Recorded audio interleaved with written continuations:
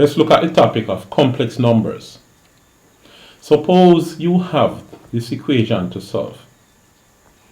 X plus 1, x squared plus 1 is equal to 0.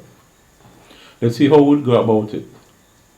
If you subtract 1 from both sides, you have x squared is equal to negative 1.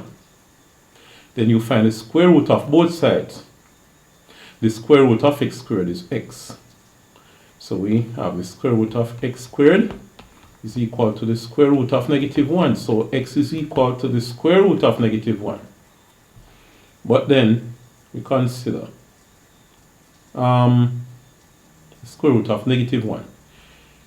If you try to put that together using a calculator, what result would you get? Well, let's try and see. Calculator. What is the square root of negative 1?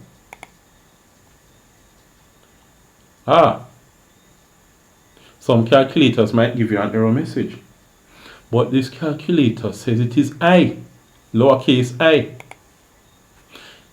No, it doesn't give you a number. And here, the reason why it doesn't give you a number is this. The square root of negative 1, just as the square root of any number, is another number. If you say the square root of negative 1 are two numbers, they multiply to give you negative 1. Which two numbers are those? Let's say negative 1 and negative 1. You multiply them, you get, well, it's positive 1, not negative 1. So I have to try again. Suppose you say the numbers are positive 1 and positive 1. Oh, it's positive 1 again. That won't help you. Suppose you say 1 multiplied by negative 1. It's negative 1. But guess what? It must be the same number. Positive 1 and negative 1 are different numbers. So you cannot get around it. Alright? So here, mathematicians long time ago considered this thing as not a real number. So the mathematician Euler says that this, whatever the result is imaginary. It's an imaginary number, meaning it doesn't exist, it's not real. Although, however, the fact is, even though it's called imaginary, the results can be used to solve real world problems. Alright?